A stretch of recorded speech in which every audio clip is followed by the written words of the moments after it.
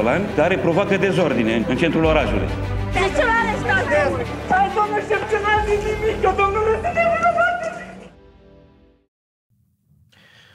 Salutare, bine ați revenit la Viva Historia, un moment dificil, greu în istoria României.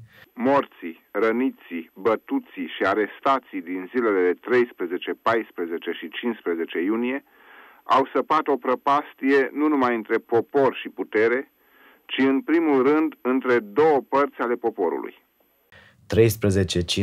13-15 iunie 90 am început o discuție în această direcție și pe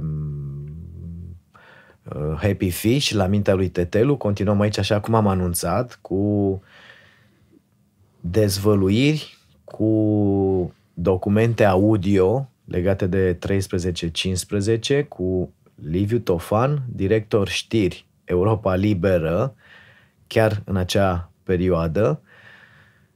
Ai trăit acele momente, noi am stabilit că vorbim, da? E un pertu asumat. Absolut. Absolut, da, pentru că au mai fost mici comentarii, oamenii să știe că noi ne-am propus această chestiune pentru că ne cunoaștem și am dezbătut multiple probleme, astfel încât trecem peste... Și e foarte bine așa, da. E foarte bine așa.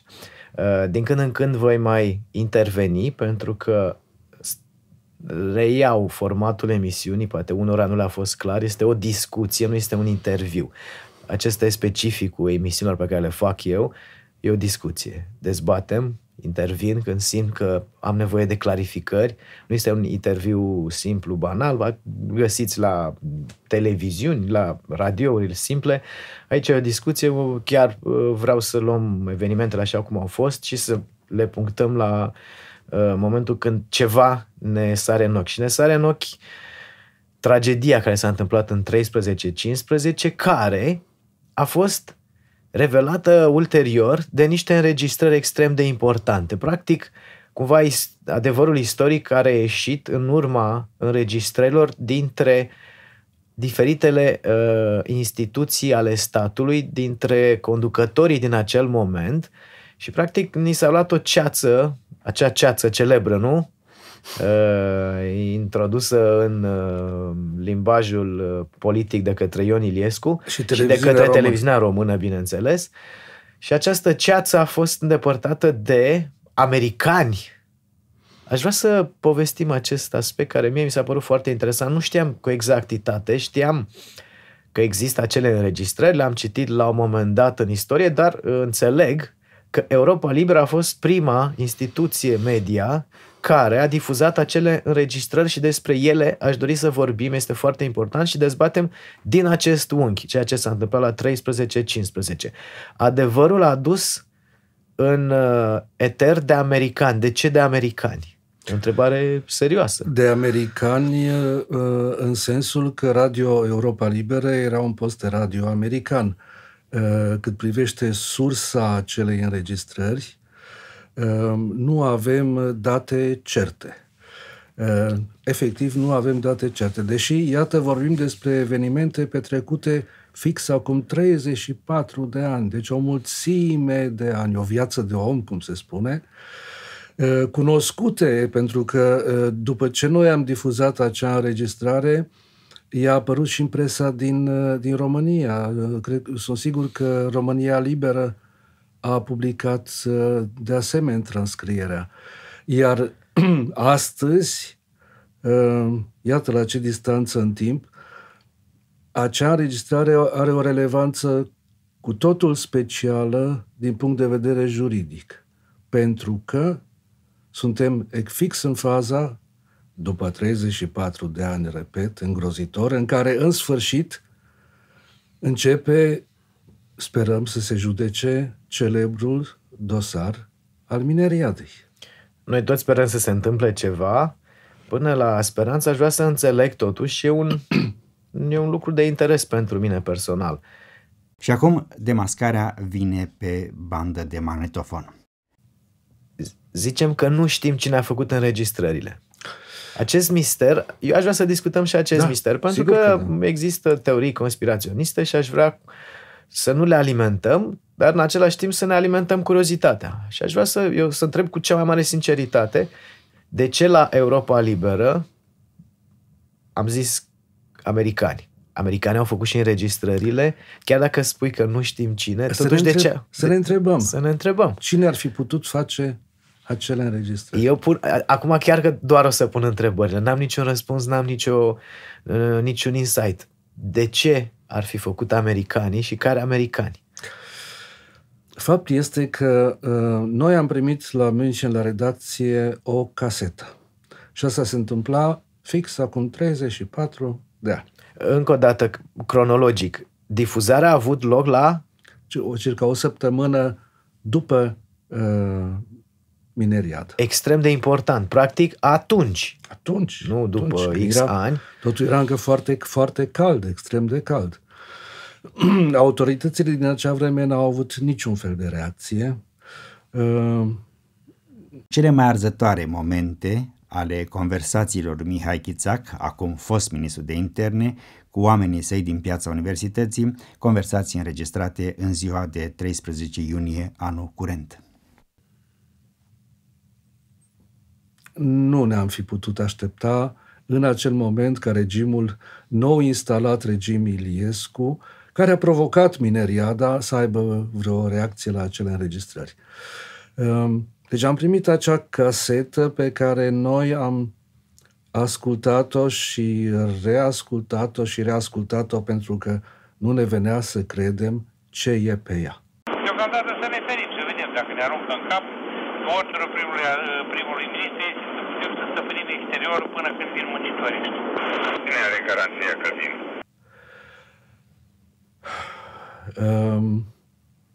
Înregistrarea, foarte simplu spus, este dialogul pe walkie-talkie din dimineața zilei de 13 iunie dintre cei care au condus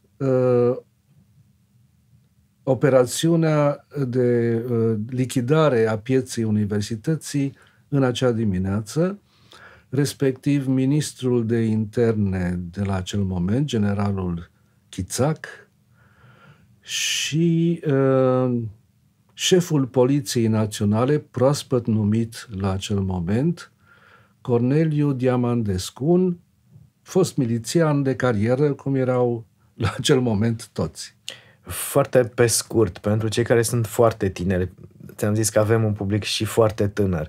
Foarte, foarte pe scurt, ce a fost 13-15 iunie, ca să avem totuși introducerea, pentru cei care, uite, nu, ni se pare un lucru extrem de cunoscut, dar poate sunt oameni de 18 ani, 16 ani, 21 de ani care nu știu ce s-a întâmplat. Foarte pe scurt, ce a fost 13-15 iunie de s-a ajuns la această represiune? Eu l-aș numi momentul culminant al restaurației post-revoluționare. Momentul în care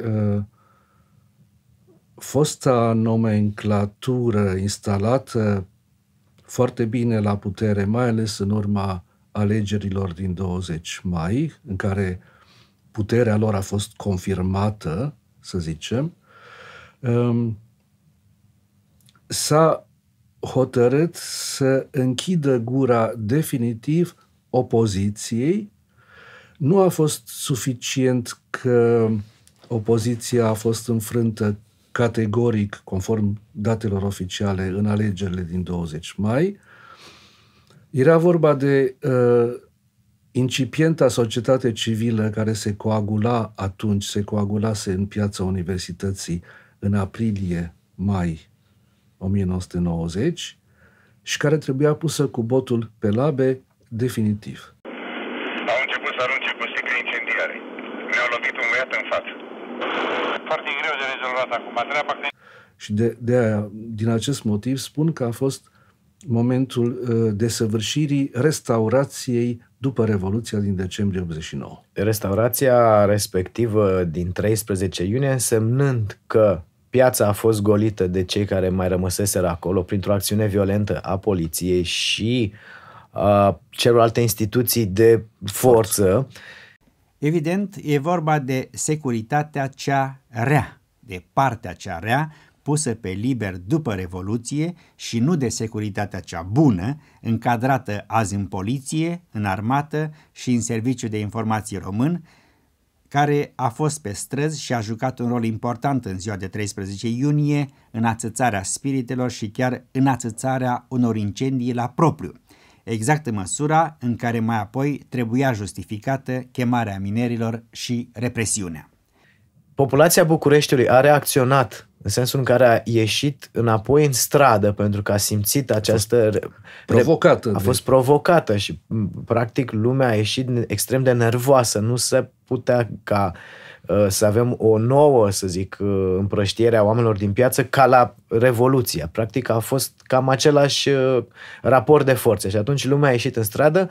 Ce s-a întâmplat și cine sunt cele două nume Chițac? El are și o reverberație trecută, nu? Adică e important să discutăm cine sunt autorii acestei represiuni, cel puțin cele două nume pe care le-am pomenit. Ai zis de acest milițian, dar și Chițac e un nume important, nu? Din bandă reiese că înalți interlocutori în care se pot identifica cu foarte multă probabilitate domnii Chițac și Diamandescu, între alții, erau permanent în contact cu un domn președinte. General de armată, cred că avea specialitate arme chimice, din câte mi-amintesc, și dacă nu mă înșel, până la urmă a făcut și puțină pușcărie domnul Chițac în legătură cu Timișoara, parcă. Cu represiunea de la Timișoara, decembrie 89. Deci, practic, erau oameni ai trecutului, oameni ai regimului Ceaușescu, ca să fie un pic mai limpede. Ion Iliescu acționa prin oamenii lui Nicolae Ceaușescu. Practic, noua putere nu avea. Nu avusese alte personalități mai bune decât foștii torționari, foștii criminali ai regimului Ceaușescu. Iar în culise se reorganizase fosta securitate. La acel moment exista noul Serviciu Român de Informații, compus exclusiv din fosta securitate. Alții, cum bine spuneai, nu erau alții, n-aveai de unde să iei alții, și securitatea externă, care încă dăinuia clandestin la acel moment sub vechea denumire Centrul de Informații Externe, condusă de Mihai Caraman, botezat Serviciul de Informații Externe abia în decembrie 90. Deci astea erau culisele puterii. Fosta securitate reșapată, armata spălată de păcatele din decembrie, erau de partea noii puteri, iar fosta nomenclatură, oamenii care au reprezentat puterea în România până în decembrie 89, se simțeau foarte bine reprezentați în acel moment de unul dintre ai lor, Ion Iliescu, fost secretar, membru al Comitetului Central, fost ministru al lui Ceaușescu. Deci se simțeau foarte bine reprezentați de Ion Iliescu, de cei din jurul lui și de noul lor partid, noul lor vector politic, Frontul Salvării Naționale. Și probabil și de noul regim, democrația originală a lui Ion Iliescu, pentru că... Și liniște. Și liniște. Democrația originală pe care o anunța cu surle și trâmbițe echipa instalată la putere în România după înlăturarea lui Ceaușescu a venit, iată, este democrația bâtei. Și această democrație originală însemnând modul Ion Iliescu de a conduce o țară pe care probabil că nu și-o dorea în acel fel neapărat atunci când a intrat în Revoluție. Nu, dar el nu mai putea să vorbească despre comunism. El și-a dat seama din 22 decembrie, când Dumea l-a huiduit în piața Revoluției, când el a vorbit despre tovarăși și lumea a început să scandeze fără comuniști, el a avut un șoc și a dat seama că trebuie să abandoneze latura tovărășească-comunistă și să găsească altceva. Și i-a venit în minte democrația originală, care de fapt ascundea un comunism cu față umană după modelul sovietic al lui Gorbaciov. Ca să înțelegem mai bine ce ați simțit la sediul Europei Libere, foarte pe scurt, cum ați simțit puterea de la București de acolo și ce ați simțit în 13-15, ca apoi încă o dată să povestim ce ați simțit când ați avut dezvăluirile în față, înregistrările respective.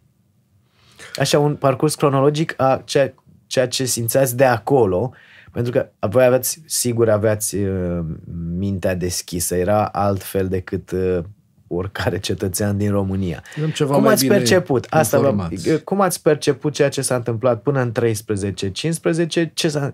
Cum ați perceput 13-15 și înregistrările?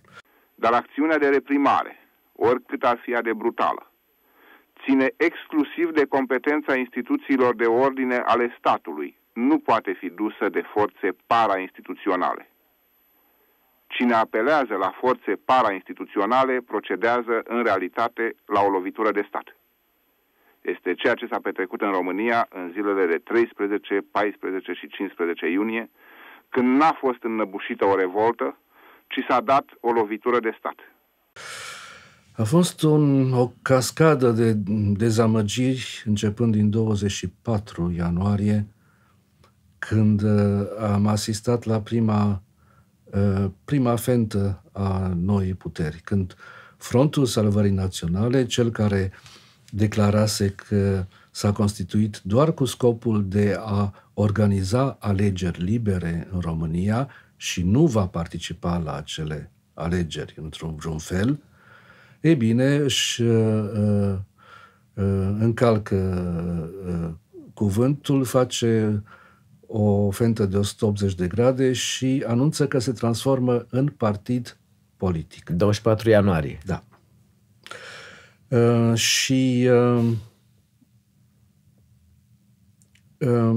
Apoi am asistat la reacțiile partidelor istorice care se reconstituiseră deja, Partidul Național Liberal, Partidul Național Țărănesc, foarte multe partide care apăruseră în acel moment, urmat de constituirea așa numitul, acelui parlament ad hoc CPUN, Consiliul Provizoriu de Uniune Națională, un fel de pseudo-parlament condus de Ion Iliescu și de FSN. Momentul de revenire a speranței, momentul de bucurie a fost începând din 22 aprilie fenomenul Piața Universității, cu revendicările lui atât de importante încât Ion Iliescu s-a simțit agresat personal, mai ales de punctul 8 de la Timișoara, cum s-a numit lustrația, și i-a numit pe cei din Piața Universității golani. Aceasta a fost atunci eticheta adoptată de protestatari, golanii din Piața Universității. Fenomen extrem de frumos, urmat de o altă decepție care a fost rezultatul alegerilor din 20 mai, victoria categorică a lui Ion Iliescu și a Frontului Salvării Naționale și dizolvarea Pieței Universității ca urmare a alegerilor din 20 mai, pentru că principalii organizatori ai acelui protest s-au retras după aceea și Piața Universității încetase de fapt să existe atunci când regimul a ordonat intervenția din dimineața lui 13 iunie. Piața Universității practic nu mai exista, erau doar câteva corturi cu niște oameni care făceau greva foamei și îndepărtarea lor de acolo nu se justifica sub nicio formă prin acea intervenție deosebit de brutală. Din înregistrarea despre care vorbeam, am aflat, de fapt, 52 pentru 53. 52 pentru 53. Da, o 52. Două atacuri atacuri succesive, aruncă cu pietre, ne mutilăm aparatul și un autobuz e distrus. Ăsta ar fi sprijinul dat dimineață până acum. Și să știți că nu mai vine. La 23 august a zis că sindicatele n-au fost de acord să trimite. Rog să-l informați pe domnul președinte. Dăm foc la toate autobuzele. Asta a fost înțelegerea. Vă rog să informați. Că totul, că era un plan foarte bine pus la punct de regim și că acea brutalitate și agresivitate a forțelor de ordine era premeditată. Se urmărea provocarea societății civile, provocarea oamenilor care să iasă în stradă și care să fie apoi ciomăgiți de muncitori. Asta am aflat din acele înregistrări. Este absolut incredibil. Este într-adevăr o crimă împotriva umanității, această premeditare. Mă interesează acel moment când ați început să ascultați. Aș vrea să povestim cu exactitate, pentru că e foarte importantă reacția pe care au simțit-o niște oameni care au aflat adevărul cu probe, ca să zic așa, că adevărul poate era vizibil, că fusese o represiune directă, brutală, vicioasă, hotărâtă a se răzbuna împotriva oamenilor. Era clar, nu mai era o mișcare de apărare a, nu știu, instituțiilor statului. Practic a fost o răzbunare a lui Ion Iliescu. Asta noi am stabilit cumva partea asta psihologică în cealaltă emisiune de pe Happy Fish. Cum ați simțit acest adevăr care vi s-a revelat prin acea înregistrare? Chiar aș vrea așa emoțional ca să retrăim acele momente. Cum s-au simțit acolo în sediul Europei Libere? Ați avut o ședință comună? Ați anunțat, uite, ascultăm? Sau cum ați făcut? Nu, n-am ascultat-o în comun. S-a ascultat... Caseta a ajuns la noi pe canale, să spunem, discrete și cum procedam noi și în cazul scrisorilor de la ascultători, era foarte important să protejăm sursa. Deci nu am făcut mare caz pe moment public de acea înregistrare, cu atât mai mult cu cât era incredibil felul în care ea demasca planul și manevrele autorităților. Ea și astăzi, când aud acel dialog, parcă e pus cu mâna, așa, mi se pare ireal.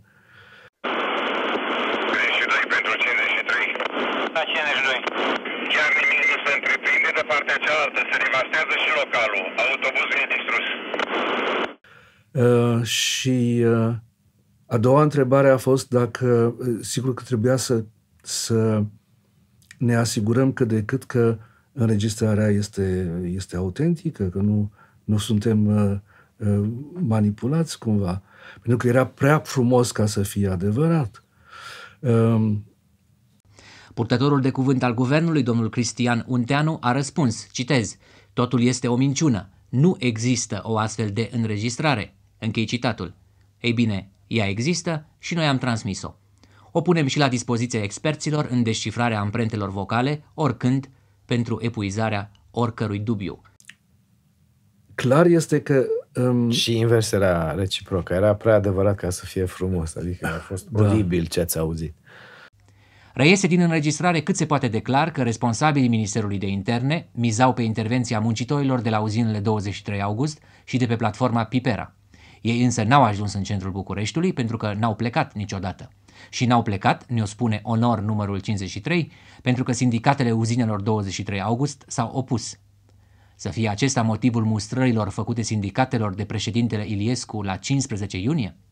Refuzul muncitorilor bucureșteni de a servi ca trupe de intervenție în sprijinul poliției îi onorează și explică apelul făcut de Ion Iliescu minerilor. Ei au venit și știm și ce au făcut. Ni se pare foarte gravă afirmația numărului 52, potrivit căreia la un moment dat trebuie să dăm foc la autobuze. Adică noi polițiștii? Ipoteza unei provocări din interiorul aparatului de ordine, provocare prestabilită la înalt nivel de decizie, devine foarte probabilă. Anumite acte de violență erau deci premeditate. Premeditate însă de conducerea poliției și, în ce privește intenția incendierii unor autobuze, chiar la ordinul responsabililor Ministerului de Interne. Am vorbit la un moment dat cu domnul Petre Mihai Băcanu și l-am întrebat dacă își mai amintește, pentru că prin el am primit noi acea casetă. Petre Mihai Băcanu, cel care conducea România Liberă, care era tribuna opoziției din România, nu și-a mai adus aminte. Sau n-a vrut să-și aducă aminte de unde a avut acea înregistrare. Poate în momentul acum să ne întrebăm, deci, odată, cine ar fi putut face acea înregistrare și de ce să divulge existența ei.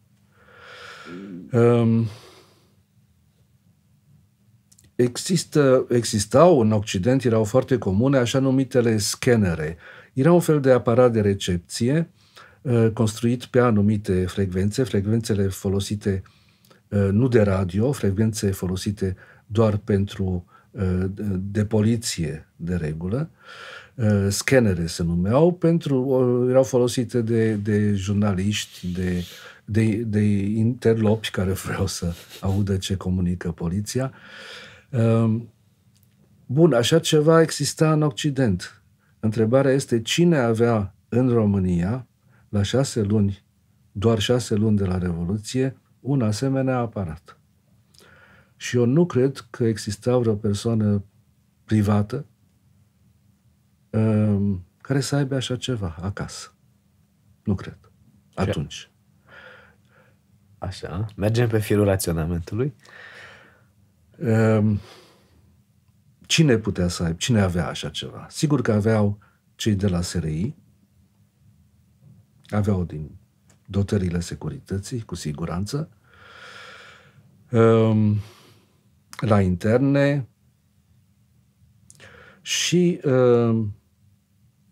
probabil că mai aveau și cei din ambasadele occidentale așa ceva. Ok. Dar poate o instituție de presă occidentală. Instituție de presă occidentală care să fie prezentă în România în acel moment nu există. Nu. Erau mulți jurnaliști străini la Intercontinental, la Continental, la Hotelul București, dar nu aveau asemenea echipamente. Și pe lângă acel scanner trebuia să ai și un magnetofon conectat la scanner și să știi cum să înregistrezi acea frecvență de pe scanner pe bandă și să o înregistrezi bine, pentru că înregistrarea e perfectă. Deci trebuia niște know-how, niște tehnologie și niște know-how care atunci nu erau pe toate drumurile. Și punctul 2, cine ar fi avut interes să demaște planul și diversiunea pusă la cale de regim.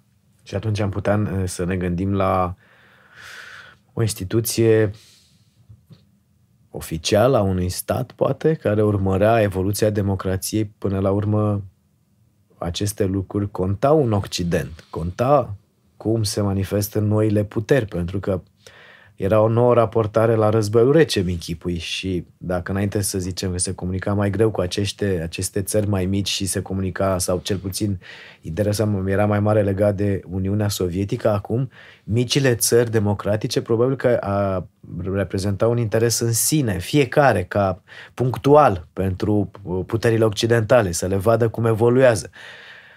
Speculăm?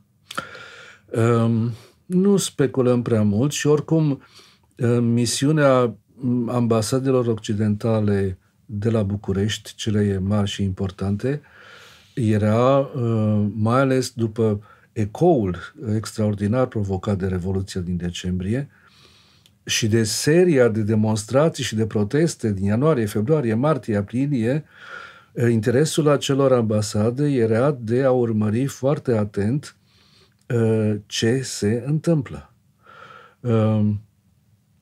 Deci eu cred că înregistrarea a fost făcută de o ambasadă occidentală. Pentru că există acest interes de a urmări evoluția democratică a României până la urmă. Da, o ambasadă nu reprezintă doar un sediu de reprezentare a unei țări, ci reprezintă și o posibilă sursă de informații de pe plan local. Și atunci putem înțelege că această tehnologie era disponibilă tocmai pentru că era nevoie de a lua pulsul la fața locului. Și nu, adică nici nu-mi închipui că puteai să le iei serios pe Ion Iliescu 100% în acel moment, ca guvern străin. Adică cât de mult puteai să crezi în ceea ce spune un fost comunist, nu? Și atunci cumva cred, nu? Că trebuia să fie urmărit la fața locului ce se întâmplă și cum funcționează democrația din România. Trebuia monitorizată situația, pur și simplu. Deci, practic, nu era vreun abuz al vreunui stat străin care urmărea pe Ion Iliescu sau ce se întâmpla ca spionaj, ci pur și simplu, nu? Ca să înțelegem, pur și simplu era urmărirea evoluției democrației românești în toate momentele ei esențiale. Și un moment esențial a fost 13-15 iunie. Și având în vedere background-ul comunist-securist, care la acel moment se afla doar la 6 luni distanță de... Se va spune tot adevărul! Ai simțit clar că decuplarea României de viitorul grup de la Visegrad s-a datorat acestui moment nefericit, dramatic, criminal din istoria României, pentru că ulterior țările din Est, acestea Polonia, Ungaria, Cehia și Slovacia, au plecat într-o cursă de occidentalizare, în timp ce România a rămas într-o zonă gri. Este adevărat că acest moment a fost esențial, adică nu doar întregul comportament, dar momentul acela a arătat că nu se poate lucra cu Bucureștiul, cel puțin pentru încă o lungă perioadă. Este 13-15 cauza precisă a decuplării României pentru un lung timp de la dezvoltarea occidentală a României, tocmai cu o diferență față de aceste țări foste comuniste, Cehia, Polonia, Ungaria? Da, în măsura în care 13-15 iunie o vedem ca o manifestare a regimului Iliescu. Regimul Iliescu a determinat acel moment și nu a mai fost luat în calcul foarte mult de Occident, mă refer la regimul Iliescu, în socotelile făcute la acel moment pentru Europa răsăriteană. Era clar cine este Ion Iliescu, ce mentalitate are, ce background are și ce viziune politică are. Și țări ca, trebuie să spunem, țări ca Polonia, Ungaria, în acea perioadă, astăzi vorbim despre, avem altă Ungarie. E bine, în acea perioadă, Ungaria era un model de evoluție spre democrație. Polonia, de asemenea, erau piesele importante, Polonia și Ungaria. Piesele importante în ceea ce privește calea democratică a României răsăritene. Noi, România, nu mai eram atunci. Eram chiar originală, nu? Democrație. Și eram noi și ai noștri. Și eram o provincie criptocomunistă, ca să folosim un termen din epocă. O provincie criptocomunistă. cu o evoluție lentă. Nu te poți dezvolta doar cu resursele tale, pentru că asta presupune dezvoltarea, să iei resurse de acolo de unde sunt, să cuplezi finanțele, să cuplezi ideile, dar România de aceea a stagnat, pentru că ea s-a hrănit din ideile de aici, ale regimului de aici, cu banii de aici, care probabil că erau marea majoritate a banilor fostei securități, am stabilit cumva asta. Capitalul străin nu a venit o lungă perioadă sau a venit cu țărâita, de aceea nu ne vindem țara. Nu ne vindem țara, s-a păstrat alt slogan da. Și s-a păstrat acest regim economic fals în care Iliescu și ai săi nu desfințau fabricile nerentabile, ci tot timpul au prelungit aceste ajutoare de stat care n-au însemnat vreo evoluție. Tot a fost de fapt un stat pe loc. Deci am stat pe loc ani și ani, falsă. S-a numit tranziție. Da, dar tranziția a avut și alte țări, numai că tranziția a fost mult mai rapidă dincolo. La noi, de fapt, a fost o mare păcăleală. Asta e realitatea, nu?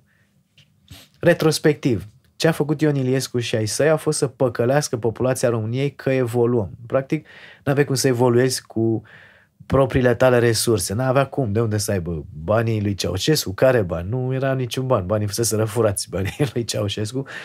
Și cred că cumva și aici Ion Iliescu și ai săi sunt responsabili pentru destinul României. Consecința este, desigur, nu doar în plan politic, e și în plan social și economic. Aici mi se pare încă o consecință dramatică a ceea ce s-a întâmplat în 13-15. Practic ne-a condamnat la un regim economic original, instabil, incapabil să evolueze și ne-a ținut pe loc. Practic noi nu am mers mai departe, noi ne-am păcălit că am funcționat. Sigur, intrau elementele capitalismului pe aici, pe acolo. Mai era un campionat mondial, mai apărea o reclamă la Adidas, mai venea câte un mic investitor, dar marea schimbare a României, care vine probabil abia după 2004, nu? Se datorează, practic, acestei mentalități a lui Ion Iliescu. Practic, România este marcată de Ion Iliescu până în cam 2004, când se încheie ultimul său mandat, de altfel. Nu? E adevărat, ultimul mandat al Ion Iliescu nu este identic cu celelalte de dinainte.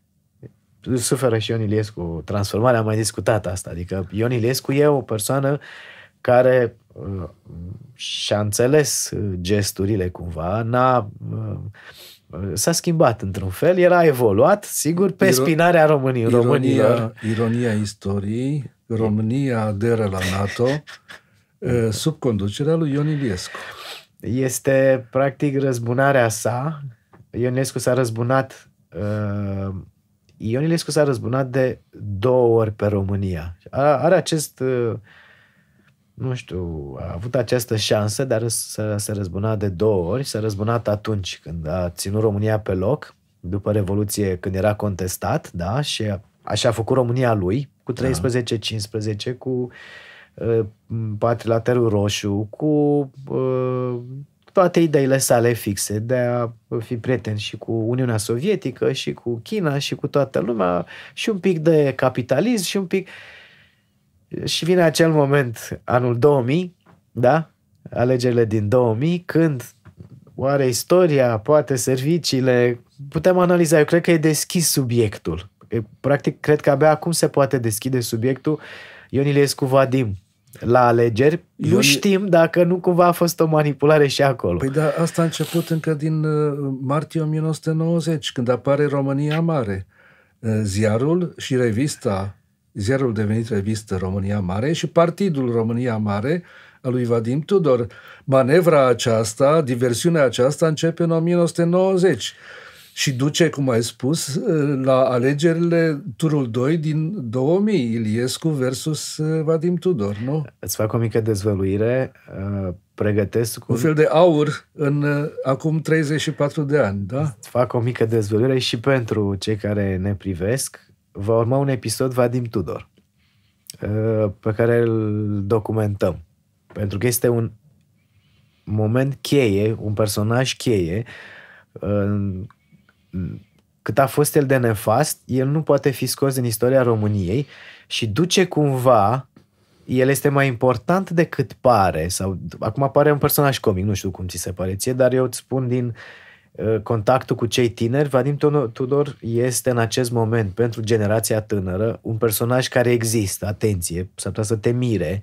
Deci Vadim Tudor nu este îngropat, dimpotrivă, el este prezent în meme-urile de pe internet ale tuturor tinerilor, este un personaj viu, dar el pare un comediant. Deci el pentru generația tânără este ei nu știu cine a fost Vadim Tudor. El este un personaj de comedie, un fel de cum sunt la noi actorii de comedie, nu știu, de aici de acolo, așa e perceput și Vadim Tudor. Însă Vadim Tudor și nocivitatea sa sunt două lucruri absolut concrete pe care vreau să le analizez în contextul actual. În contextul actual și de aceea vreau să închei așa cu această imagine a lui Ion Iliescu, care un șiret, trebuie să recunoaștem, nu a fost o persoană lipsită de inteligență, chiar dacă a fost o persoană nefastă pentru istoria României. Un aparacic comunist. Da, dar cu această, nu știu, inteligență practică și-a reușit să se răzbune încă o dată pe România în anul 2000, când, în fața perspectivei turului 2 cu Vadim Tudor, a reușit să pună oamenii care l-au urât, oamenii care au participat de cealaltă parte a taberei în raport cu Ion Iliescu la mineriadă, să-l voteze. Este răzbunarea lui Ion Iliescu, este un lucru real, că ne place sau nu ne place. Ana Blandiana a anunțat, Doina Cornea, că trebuie să-l votăm pe Ion Iliescu. Și eu. Nu? Închei într-o notă... Am vrut să închei într-o notă nu neapărat comică, dar realistă, pentru că suntem într-un moment în care pare că avem un... Se repetă, se cam nu știu dacă se repetă, dar seamănă foarte bine, da. Și de aceea cred că subiectul este deschis legat de Vadim Tudor, dacă nu cumva niște creiere au gândit pentru că cel puțin eu mi-aduc aminte, eram tânăr, e adevărat, dar cred că am niște amintiri. A fost totuși o surpriză cumva, adică m-a luat prin surprindere, dar nu înseamnă că, așa cum se fac lucrurile la nivel mai înalt, toate sunt consecința întâmplării. De aceea, acum, retrospectiv, când mă gândesc și voi analiza această situație, dacă nu cumva Ion Iliescu a pregătit acel moment din 2000 cu Vadim Tudor. Eu nu știu în acest moment, sincer recunosc, e un obiect de studiu istoric și chiar vreau să, rememorând, era să zic personalitatea, rememorând persoana lui Corneliu Vadim Tudor, o să încerc să mă duc și în acea zonă să aflu dacă nu cumva a fost o manipulare din nou a lui Ion Iliescu, astfel încât, cum am zis, să se răzbune a doua oară, practic, punând oamenii care l-au urât, acesta este cuvântul, să-l voteze. Un lucru greu de înțeles, de înghițit, dar pe care l-am cam făcut cu toții. Și recunosc că am fost și ne în întrebăm aceea ce zonă. să facem acum, din nou. Tocmai de aceea că istoria, iată, este importantă pentru prezent. Mulțumesc foarte mult, Liviu Tofan. Cu multă plăcere. Mulțumesc mult că ai acceptat să prezentăm, așa cum cred eu, tinerilor, acea parte de istorie importantă, cred eu mai importantă decât prezența lui Babașa, a manelistului Babașa la concertul Coldplay, care a fost evenimentul practic social-politic al anului. Dacă te uiți la cantitatea de energie risipită cu acest eveniment, mult mai puțin decât pentru 13-15 iunie 90, dar ținem garda sus, asta este istoria, este aici. Îmi pare rău că trebuie să spun că istoria e prea puțin în altă parte, este aici, la acest tip de emisiuni și la această încăpățânare de a face aceste subiecte. Nu consider că oamenii care au făcut lucruri importante în trecut, cum sunt cei care au fost la Europa Liberă, nu trebuie să mai apară, pentru că trebuie să apară neapărat cei din ziua de astăzi. Dimpotrivă, eu cred că aceasta e soluția de a înțelege istoria, de a vorbi cu oamenii care au participat la ea. Pentru că am avut, să știi, niște mici observații că de ce vorbești cu oameni care sunt, nu știu, dintr-o altă zonă a istoriei, pentru că ei sunt oamenii care au participat la acea istorie. Nu pot să fac istorie cu Babașa. Nu am cum, pare rău. Să fie sănătos, nu am nicio problemă cu cântările dumnealui, doar că aici este istorie și cred că îi se oferă prea puțin spațiu. Mulțumesc mult, mulțumesc și vouă celor care vă uitați. Încercați să nu vă preocupați doar în a ne critica că vorbim la pertu, că eu mai intervin în discuție, pentru că acesta este formatul, aceasta este înțelegerea dintre noi. Consumați-vă timpul cu lucrurile importante, prefer să puneți întrebări invitatului și chestiuni sau curiozități. Chiar am întâlnit o curiozitate, domnule, Europa Liberă nu cumva a fost o acțiune intenționat nocivă la adresa cetățenilor români și a istoricilor României? Poate discutăm și acest aspect, dacă Europa Liberă n-a fost o manipulare. A fost o întrebare în partea cealaltă, la mintea lui Tetelu pe Happy Fish, dacă nu cumva Europa Liberă este de fapt manipulatoarea României. Poate revenim asupra subiectului. Eu sunt fascinat de Europa Liberă, încă încerc să mai discut și cu alte persoane care au făcut parte din redacția de aur. Și avem și o carte care cred că răspunde la asemenea întrebări. Cartea mea despre Radio Europa Liberă a apărut acum 2 ani la Omnium, pe care o știi, pe care a și prezentat-o într-o emisiune, ne-au ținut în viață. Radio Europa Liberă, 1970-1990. Istoria, o carte document despre ce a fost acest post de radio. Căutați cartea, urmăriți podcasturile precedente în care avem aceste explicații. Mulțumesc! Nu uitați să sprijiniți, dacă puteți, această emisiune. Vă anunț cu cea mai mare sinceritate că există riscul de a nu o mai putea face, nu că nu am vrea să o facem, vrem să o facem. Nu avem pe nimeni care să ne sprijine, cu excepția prietenilor noștri de la Taine Multimedia. Mulțumim, Andy, foarte mult. Mulțumim, Ionel, care se ocupă de montaj. Cam ăștia suntem cei care susținem această serie și suntem relativ singuri. Nu e o glumă, sprijiniți-ne ca să putem să mai facem, altfel s-ar putea să discutați numai despre Babașa, Coldplay sau să urmăriți interviurile scurte și fără haz de la televiziuni și de la radio. Mulțumesc, aveți metodele de sprijin în descriere, aveți Patreon, aveți PayPal, Revolut, orice.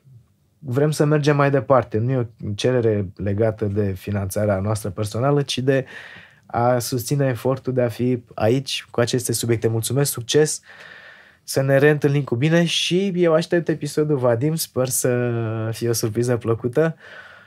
Da, cum să nu. Sper să te uiți și noi continuăm să dialogăm.